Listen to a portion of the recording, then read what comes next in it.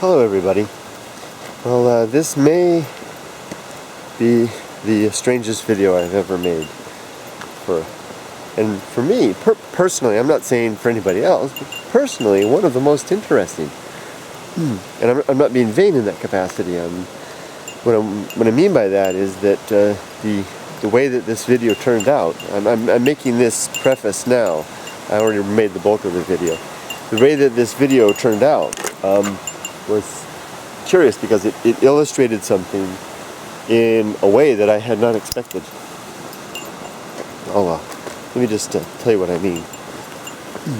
I made a video sometime back called Just Live, and in that video I documented a rather wild hike that I had through a rain-soaked waterfall,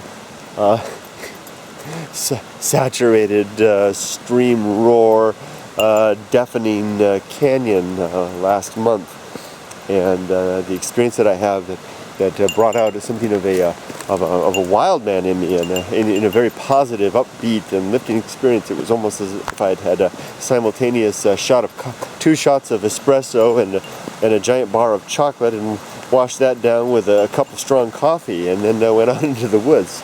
And it was like natural caffeine. And at the end of the video, I said something to the effect of "Just live."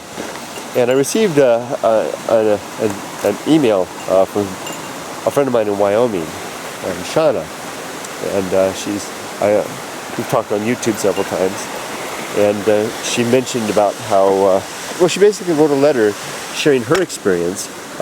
Excuse me, I got an itch on my nose. Sharing her experience, basically encountering the wilds, and how going into the out-of-the-way places, how the effect that has had on her, especially related to her past growing up. Hey, that's the same spider. Never mind. I saw that spider like 3 weeks ago. It's gotten bigger. And anyway, she grew up in Santa Barbara County, which is my adopted hometown, the city of Santa Barbara. And she talked about how her family raised her, especially her father, adventuring in the wilds, in out-of-the-way places, and what they saw, and how that impacted her life on a going forward basis. Now, I made a video response to the letter. I actually read the letter. I was way the heck up there, deep in the mountains. I had been exploring along an abandoned mountain trail, and I had found some really wild, strange places up there. And frankly, folks, I get nuts up there in the mountains sometimes. I never turn the camera on when I'm nuts because, nobody will ever watch my videos again. They'll lock me up. Anyway, but what happened was I wound up turning the camera on a little bit too early, and I read Shana's letter while I was still in that mountain-intoxicated state of mind, and couldn't collect my thoughts. I couldn't even remember what the Just Live video was about. And when I finished, I was going to say, oh, the heck, that was terrible. I even apologized in the video. That was terrible. I could do a better job than that. And then as I just kept walking, and then I was reflecting a little bit on it. I don't often reflect on my own videos, but I was reflecting on it a little bit. Well, why was that so terrible? And then it dawned on me, you know what? It wasn't really as bad as all that. Because the whole idea behind the Just Live video, and really what was expressed in Shana's letter, was this intangible feeling that can be had in nature, and is discovered in a more pure... Am I going to sneeze? No. It's discovered in a more pure and refined form when we enter deeper into the heart of nature. When we leave look, I'm by a tea farm here. I mean, this is a nice terraced tea farm. Very, very beautiful manicured field. A nice wall. This is civilized. If I'm a traveler, I'm a wilderness, if I'm an explorer of nature, a lover of nature, and I stick to this kind of stuff, it doesn't drive home. I go, whoa, it's beautiful. Oh, that canyon up there is so enticing. It's very nice. Oh, the waterfall is really nice and stuff like that. It's not superficial, but it's not deep. It's not driven. But when I go up to the end of this road, and I find the dead end, And then I go a little bit further and I find an old stone with Japanese writing on it that indicates an old trail. And I go up into that trail, and the trail comes to a dead end, and I come to an empty farm, a lost farm with spooky structures. And then go further than that, and I'm off into the true woods where the bears and the boars and the bees and all those guys live. Then that feeling, that exhilaration that I feel in a place like this is taken to a new level. It's heightened and drilled in. And for me, it has this intoxicating effect that makes me crazy. And in the Just Live video, you guys saw a little bit of that. I got nuts there at the end, and I was really, really nuts up there. It was really wild up there. I had some strange things happen up there. Really, I really encountered the wildness up there. That beautiful wild. I don't mean wilderness. Wildness was up there, and It was actually good timing to turn the camera on when I did, because in the response, I'm reading Shana's letter talking about, where she's talking about the effects of going off the beaten path and how that impacted her as a child and how it continued to impact her as an adult. And to have that moment captured while I'm coming down and it's still ripe in my head and it's still bubbling over while I'm reading the letter and kind of confused and dazed and my eyes are googly and looking all about and whatever the heck, I was able to give an answer, and this wasn't deliberate, this wasn't anything cognitive, it just happened. I was able to give an answer through the very craziness that the wilderness, and I'm using the word crazy because I can't think of a better one, the drunkenness, the euphoria, maybe that's a better thing, the euphoria of the wild that came through, rather than the words that I struggled with. I couldn't get it with the words.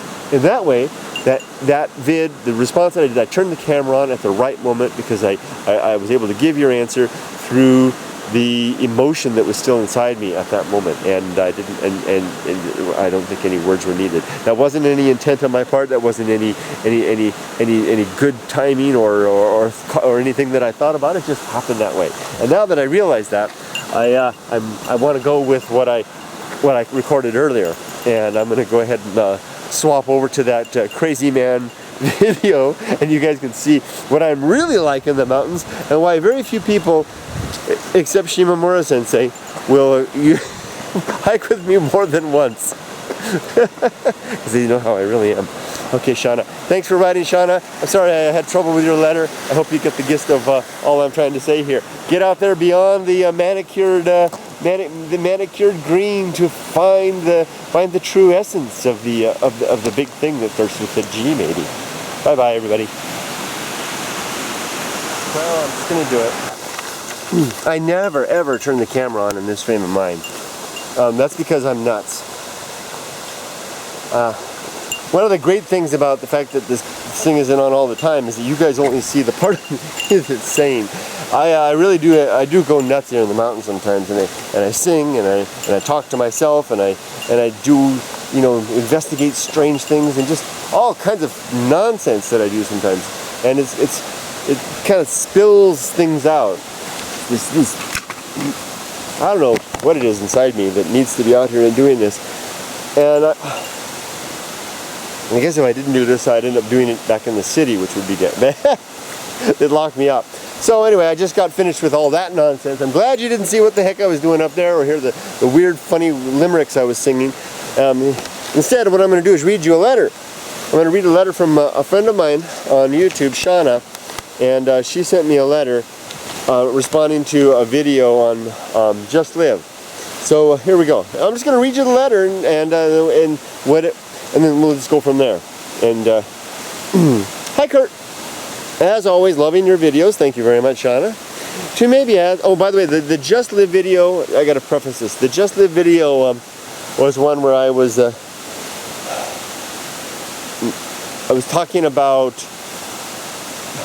oh, what the heck, let's read the letter first. To maybe add some perspective to, if you haven't seen the Just Live video, if you're curious, go look at it. I'll put the link right up here, and it'll be down below too. And see, I'm nuts. I just can't get my thoughts today. To maybe add some perspective to your questions in Just Live. You and I both grew up in Santa Barbara County with the mountains, little towns way out in the valleys, long agricultural roads, fantastic for leisurely Sunday drives, beaches no one went to like Jalama, and wonderful out-of-the-way spots like Nojoy Falls, and Zaka Lake. I don't know if I can say these, if I'm reading them right, even though Santa Barbara is my hometown and I've heard of these places. In fact, some of them I've never been to. Santa Barbara is a coastal community in Southern California, and my adopted hometown. I lived there for about 10 years. Back to the letter. My dad was fantastic for getting my sister. Oh, yeah, in the Just Live video, we talked about the way my dad would take us out and experience things. My dad was fantastic for getting my sister and I in the car and just driving, looking for something new to see. Then when he got a motorcycle, he would take us each out to see new things all over. It inspired in me the same sense of get out there and explore.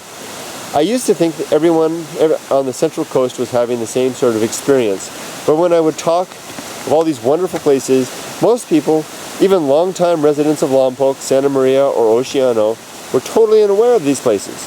Even at its most crowded, Nojoy Falls seemed something that was visited by those who knew. By those who knew of it, and most people never even knew the name. They stayed with Lopez or Cachuma Lakes and Pismo, Ventura or Santa Barbara beaches. Whoever went to surf or the marshes of Guadalupe, not many. Even in such a relatively small state like North Dakota, folks only know a few tourist sites. And she lives in North Dakota now, by the way. People only know a few tourist sites and where the good fishing is. And so few have gone out into the middle of the state and seen the many nearly ghost towns with wonderful old churches and stores, barns and houses, just wasting back into nature. Having been until recently a truck driver, I have seen a few of these, but even those few folks from Bismarck, Fargo, or Minot have ever heard of much less seen. I'm wondering if this is what you're experiencing, only on a more pronounced level. You have that sense of wonder and exploration similar to that one which was instilled in me so many years ago. You have touched on two small cultural points in the Japanese which could also account for this. The almost compulsion to do something as a group and the play by the rules aspect of the culture. You pointed out that you find the nature lovers among the prescribed guide routes. Perhaps the idea of just cutting into the bush isn't even in their radar screen. I used to practically live at Disneyland when I was still in California, and it always struck me as odd the way to see the huge groups, almost as a character of how Americans generally saw the Japanese in the 80s, all with their cameras, all in a group, and all led by a uniformed agent of the mouse, the agent of the mouse, I like that, leading them around the park with a flag. I knew every nook and cranny, nearly every hidden Mickey, and at least a quarter of the staff, and watching the groups of huddled folks being led just didn't compute in my brain. How could they ever experience what I knew of the park? Even here in America, there are fewer and fewer of us who have the explorer's mentality, that zest for the next new, or even better, the old and rediscovered thing on the horizon. I'm sorry for rambling, but I just thought I would share my thoughts. I hope some of it was coherent, but your video this time really struck a nerve. Actually, you may have given me the idea to roam North Dakota and document some of those things I was just mentioning myself. It's funny what having a cold will do to the brain. Anyway, take care and keep doing what you do. Shana. It is funny what a cold will do to the brain, as well as so many other things. Atmosphere and inspiration and pain and want, all those things, and just discovering steps. Look at this, I'm on an abandoned trail, a mountain trail. These stones are arranged as steps on an abandoned trail.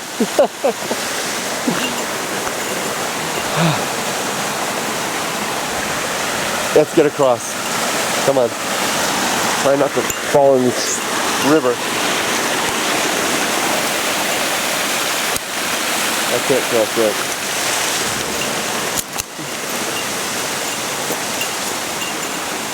The whole bridge. Can't cross that. That'll collapse right underneath me. I'll have to go down here through the side. It's bushwhack. Okay, here's precisely the thing, right? You know, off the prescribed port. I've got my feet dangling over the edge and I can't even see where they're going.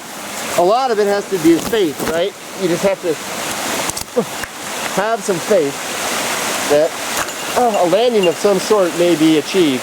It may not be a soft landing or a bloodless one, but a landing will occur because you're going with the flow of where gravity wants to take all of us, which is basically down towards something. That's something that we can't quite identify, which may exist in the heart of a singularity. And maybe that's what it is. Whoa. When you and I, Shana, and others like us that feel this, leave the prescribed course and venture off where where nothing seems to be, we may be going down deeper towards something that is calling us in some way. I think that's true. You know, I just told you that I'm mad in the woods right now, and that madness is something deep inside me that I hide from the rest of the world pretty well when I'm in the city. And clearly, if anybody watches this video, you can see touching it. I'm trying really hard to control myself, and I'm not making a good response to your video, except maybe to say that the wild places there where people don't seem to venture, you know, crashing through this kind of stuff, you know, where giant spiders are roaming and centipedes and weird creatures of all sorts, does something. And it's a good thing, and I can't label it, and I don't know what it is. And some people might give it a label which starts with the G and whatever the heck, but for me it's just that something that makes living worthwhile.